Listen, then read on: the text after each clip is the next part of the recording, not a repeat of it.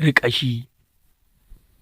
Koya za ta kasance idan Adam A. Zango ya tabbatar da zargin da yake yi wa matarsa akan abin da yake zargi ya tabbata gaskiya tsakaninta da ɗan uwanta.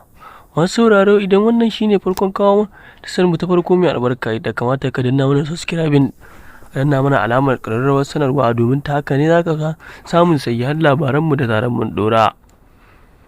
Ka danna mana alamar liking da comment akan bidiyon mu, shine ta haka ne zai bada damar kana gamsuwa da shirye-shiryen da muke kawo maka. Mun gode.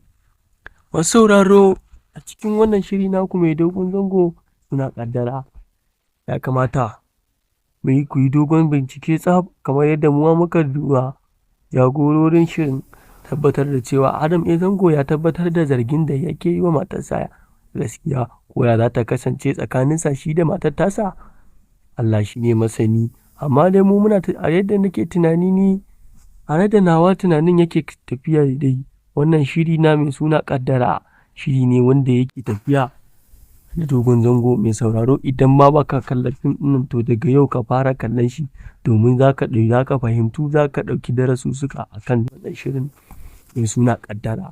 Kai daga jin sunan shirin ka san shiri ne wanda yake akan rayuwa kamar rayuwa ta duniya aka ɗauka da aka ɗora a fim ɗin nan, yadda take wakana a cikin ya. Mai sauraro, ya kamata ka tsaya tsaf domin ka nishaɗantu, ka faɗakantu da wannan shiri namu. Kuma ya kamata ka tsaya kan su, idan ba ka kallon fim ɗin nan daga yau, to ka fara kalla, saboda wannan shiri ne wanda zai haskaka wa mutane, kuma shiri ne da zai kawo wa mutane ci gaba a harkar su ta rayuwa.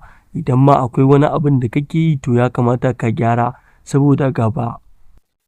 Masu saurare, mun gode, sai an jima mu. Ni ne naku Albarka Hausa TV.